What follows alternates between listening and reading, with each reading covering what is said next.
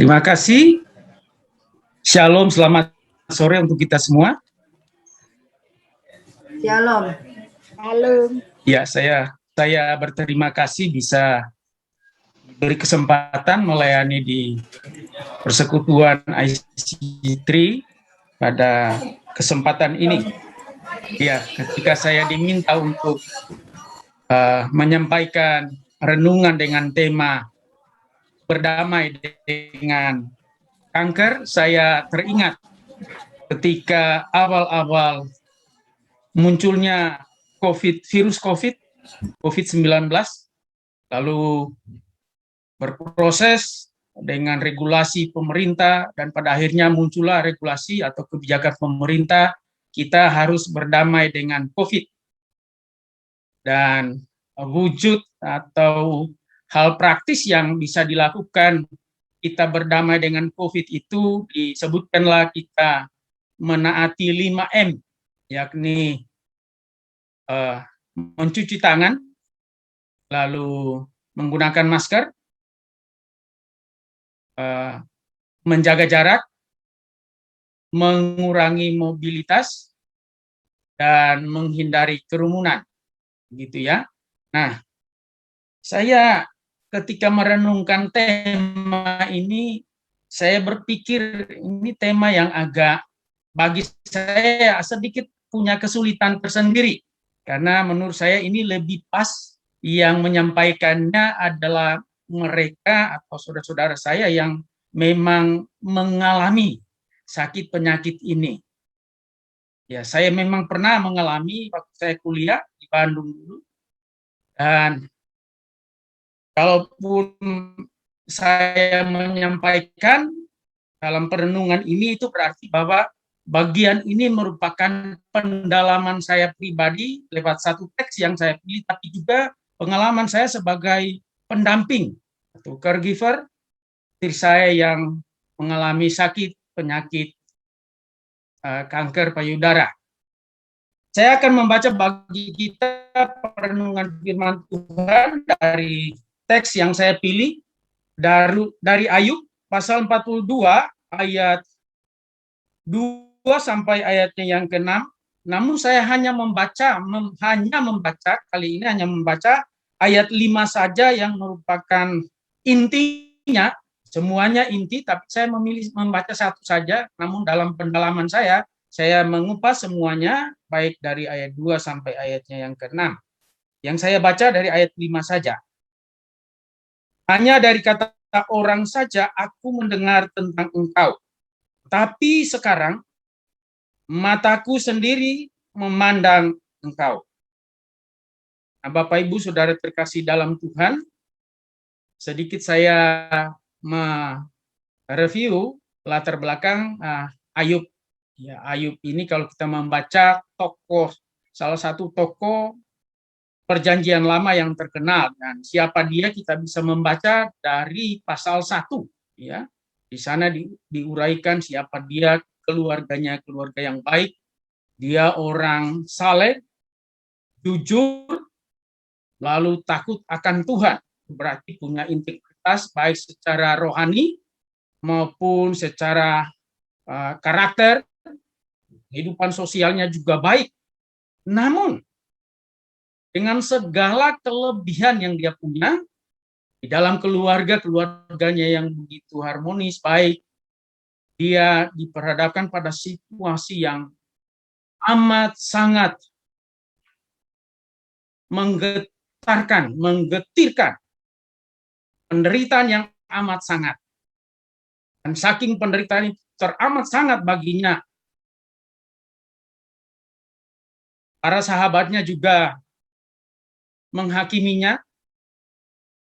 dan terlebih orang yang paling dekat dengan dia, istrinya, itu menyuruh dia untuk meninggalkan Tuhan, bahkan mengutuki Tuhan, lalu dia istrinya menghendaki Ayub supaya matilah dalam keadaannya yang sakit seperti itu. Memang Alkitab tidak terlalu menjelaskan lebih jauh tentang sakit penyakit yang diderita oleh Ayub, namun dalam beberapa buku penafsir mengatakan bahwa mungkin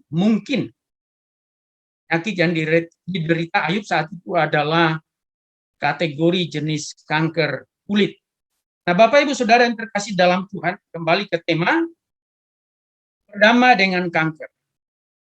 Yang ada dalam benak saya bahwa kehidupan kita sebagai penyintas kanker, dalam keseharian kita, apa yang bisa kita lakukan sehingga di tengah-tengah kondisi, di tengah-tengah fakta kenyataan bahwa kita adalah penyintas kanker, kita masih tetap bisa beraktivitas, bisa menjalani kehidupan keseharian kita dengan baik. Dalam perenungan saya, pendalaman teks Alkitab ini, saya menemukan 3 hal yang dapat kita lakukan dan kita dapat menjalani hari-hari yang ada sebagaimana yang Tuhan kehendaki.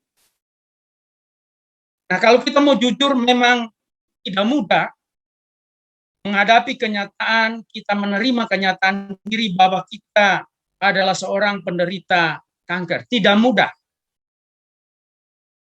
Apalagi jika kita sudah melakukan semua bagian kita dengan baik dalam kehidupan ini, seperti Ayub tadi, dia kerohaniannya baik, ya, keluarganya baik, relasinya dengan orang lain baik. Kita sudah melakukan bagian kita dengan baik, misalnya kita menjaga hidup sehat, pola makan kita jaga. Namun pada realitanya, sampai pada satu titik,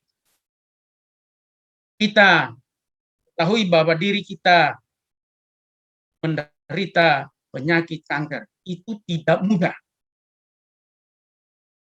Nah, Bapak Ibu, menghadapi kenyataan seperti ini, dan menghendaki kita untuk tetap bisa melakukan beraktivitas dalam kehidupan keseharian, maka ada 3 hal yang saya dalami dari teks yang kita baca dari Ayub 42 ayat 2-6. Ini ada 3 hal yang bisa saya sampaikan di waktu yang sangat singkat ini. Yang pertama,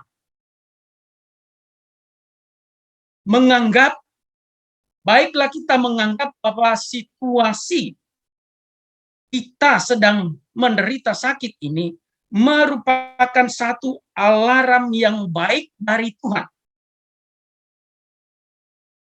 Satu alarm yang baik dari Tuhan yang dimaksudkan oleh Tuhan agar kita jujur menilai diri. Nah, dalam menilai diri ini ada 2 aspek yang perlu kita gali dan kita nilai. Yang pertama, apakah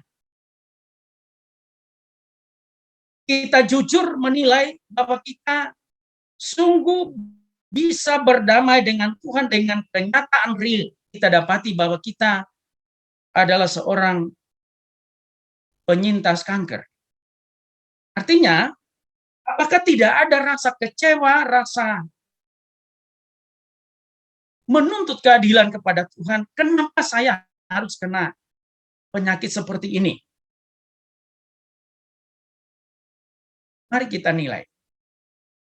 Mari kita evaluasi diri kita. Apakah tidak ada perasaan kecewa kepada Tuhan? Karena jika ada, maka itu perlu diolah dengan baik. Jangan membiarkan perasaan-perasaan negatif itu terpendam dalam diri kita. Karena itu akan menjadi hal yang tidak baik untuk kesehatan kita. Jadi kalau secara fisik kita mengelola dengan baik tubuh ini, kita berobat karena kita sudah sakit, tetapi perasaan, demikian juga pikiran ini harus diolah dengan baik. Sehingga tidak terdapat hal-hal di mana kita kecewa kepada Tuhan. Karena dalam ayat 2, bagaimana disampaikan oleh Ayub bahwa rancangan Tuhan atau rencana Tuhan tidak ada yang gagal. Artinya bahwa rencana Tuhan tidak ada yang salah. Maka kalau kita memahami bagian ini, bahwa rencana Tuhan dalam kehidupan kita termasuk ketika Tuhan mengizinkan kita mengalami sakit penyakit ini. Di balik itu, tidak ada rencana Tuhan yang keliru ataupun salah dalam kehidupan kita. Itu aspek yang pertama. Aspek yang kedua, kita juga harus jujur menilai diri. Apakah kita bisa berdamai dengan diri sendiri? Artinya bahwa apakah kita bisa menerima kenyataan bahwa kita sedang sakit ini dan keadaan sakit ini kita bisa tetap menerima dan kita mencintai apa adanya keadaan diri ini. Jadi kita tidak menyalahkan orang lain, tidak menyalahkan suami, tidak menyalahkan istri, tidak menyalahkan orang lain. Tetapi sungguh kita dengan lapang hati yang terbuka, kita menerima bahwa ya memang kondisi saya sakit. Kita harus jujur. Sehingga dengan demikian ketika kita jujur terhadap diri kita sendiri, kita jujur dengan Tuhan di hadapan Tuhan, mengolah hal-hal yang negatif dalam pikiran kita, dalam perasaan kita, maka kita pun akan mengalami damai sejahtera dalam menjalani hari-hari yang ada di tengah keadaan kondisi kita sedang sakit. Sekali lagi, jangan membiarkan perasaan-perasaan atau emosi negatif menjadi terpendam dalam tubuh kita. Karena itu akan menjadikan sesuatu yang tidak baik di tengah-tengah kita merawat tubuh kita yang sedang menderita sakit ini. Itu yang pertama. Jadi, anggaplah sebagai satu alarm yang baik dari Tuhan untuk kita jujur menilai diri. Apakah kita sudah berdamai dengan Tuhan, dengan kenyataan yang ada, dan kita juga berdamai dengan diri sendiri, menerima keadaan yang ada. Lalu yang kedua, dalam ayat 3 dan 4, yang diungkapkan oleh Ayub, yang bisa kita lakukan berdamai dengan kanker itu, menjalani kehidupan keseharian kita adalah memasuki hari-hari dalam aktivitas kita sebagai kesempatan kita masuk dalam pergumulan yang lebih dalam, lebih karib dengan Tuhan. Nah, dalam konteks kita masuk dalam pergumulan yang lebih karib dengan Tuhan atau yang lebih intim bersama dengan Tuhan, ingatlah bahwa tujuan utama dan yang pertama dari pergaulan karib kita dengan Tuhan bukanlah dimaksudkan agar penderitaan sakit penyakit kita segera diangkat oleh Tuhan. Bukan itu tujuan utamanya. Tetapi agar kita semakin lebih punya relasi yang karib dengan Tuhan. Sehingga dengan relasi yang karib dengan Tuhan ini, kita semakin mengenal kehendak Tuhan dalam setiap peristiwa derita dan pengalaman, narasi pengalaman yang Tuhan izinkan kita alami di tengah-tengah penderitaan ini. Dan dalam pergaulan karib dengan Tuhan, mendalami kehendak Tuhan ini, kita akan menemukan pesan Tuhan dalam kehidupan kita secara pribadi. Dan kita juga akan menemukan pesan Tuhan melalui kita, kehidupan kita, bagi orang lain. Saya sangat tertarik dengan pernyataan Ibu Erika yang dalam setiap kali kesempatan berkunjung ke rumah kami, membesuk istri saya, memberikan support kepada istri saya, kepada kami, beliau selalu katakan bahwa di situasi kita menghadapi kenyataan hidup dengan sakit penyakit kanker ini, maka sesungguhnya pengalaman ini bukanlah soal kita. Pengalaman kita menderita sakit ini bukan tentang kita, tetapi di dalamnya tentang Tuhan. Nah, apa yang mau disampaikan di sini bahwa ketika kita semakin dalam bergaul karib dengan Tuhan, kita memahami apa pesan Tuhan dalam hidup kita, dan kita mengerti apa pesan Tuhan melalui kita untuk orang lain, maka frame-nya bagi kita bahwa kehidupan kita, narasi sejarah hidup kita dengan sakit penyakit derita yang kita alami bukan lagi soal kita di sana, tetapi di sana soal sejarahnya Tuhan. Dan itulah yang harus menjadi tujuan utama yang harus kita sampaikan kepada orang lain. Di lagu tadi kita menyanyikan, ya, Yesus, Yesus, kau segalanya bagiku. Dialah yang harus menjadi utama. Dalam sejarah kehidupan kita, tidak dapat dilepaskan dari sejarahnya Tuhan. Dalam teologi perjanjian lama itu, kalau belajar teologi, ada yang disebut dengan Geschichte dan Heilgeschichte. Jadi dalam sejarah manusia, sejarah bangsa-bangsa, tidak pernah dilepaskan dari sejarahnya Tuhan.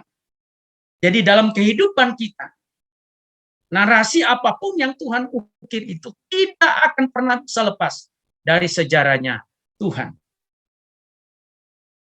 Lalu yang ketiga yang bisa saya sampaikan bahwa di ayat 5 yang menjadi puncak sebagai keyakinan kemenangan iman yang disampaikan, yang diproklamasikan oleh Ayub.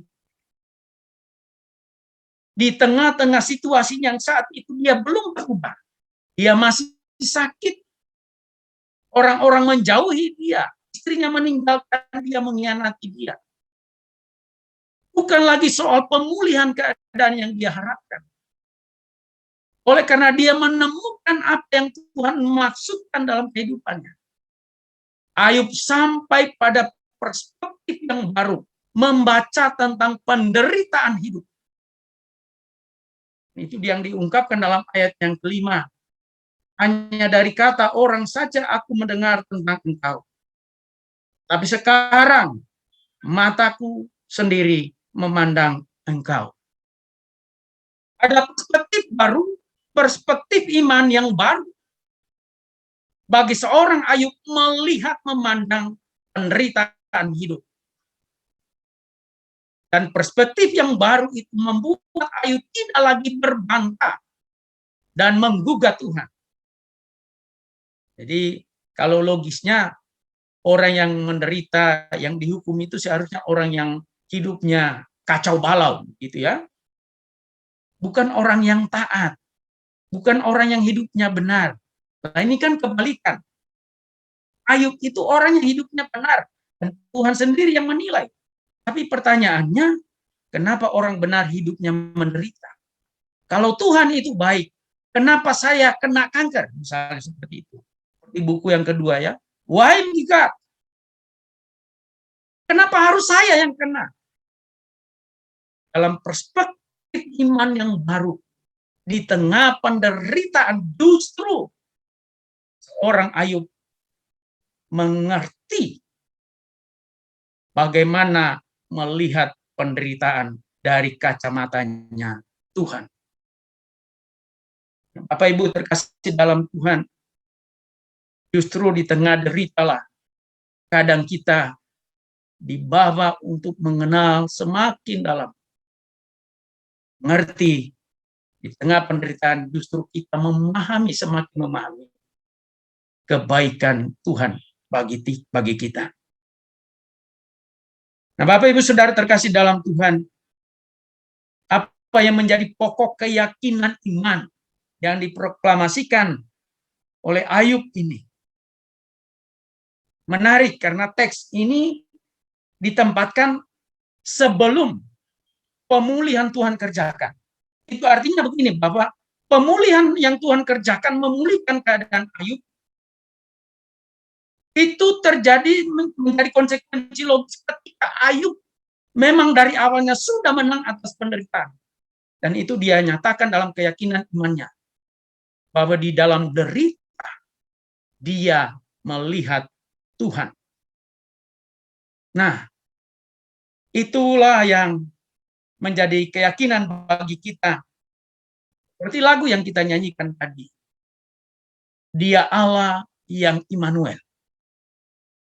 Allah yang Immanuel. Kata Immanuel dari bahasa Ibrani. El Allah. Allah yang Immanu. Allah yang tidak pernah meninggalkan, tidak pernah membiarkan. Itu juga menjadi keyakinan kita kalau kita menjalani hari-hari yang ada. Bagaimana yang saya sampaikan di poin yang ketiga, bahwa kita tetap mempercayai Tuhan di dalam segala keadaan. Kita tidak akan meninggalkan Tuhan, tidak mengkhianati Tuhan. Di tengah derita sekalipun, kita tetap bisa melihat kebaikan demi kebaikan Tuhan. Nah, 3 hal itu yang bisa saya sampaikan. Bagaimana kita berdamai dengan kanker, apa yang bisa kita lakukan? Yang pertama, mari kita memahami bahwa keadaan kita yang sedang sakit ini merupakan alarm yang baik dari Tuhan, sehingga kita bisa jujur untuk menilai diri, nilai respon kita kepada Tuhan dan respon kita terhadap diri kita sendiri. Yang kedua, kita bisa masuk dalam pergumulan yang lebih karib dan intim dengan Tuhan melalui hari-hari yang kita lalui, untuk kita semakin dalam mengenal kehendak Tuhan melalui setiap peristiwa derita yang kita alami. Karena kita akan menemukan apa pesan Tuhan khusus bagi kita. Dan kita juga akan menemukan apa pesan Tuhan melalui kita bagi orang lain. Ingat bahwa narasi hidup kita ini bukan semata-mata soal kita saja. Tapi sungguh narasi hidup kita yang Tuhan ukir ini adalah soal tentang Tuhan.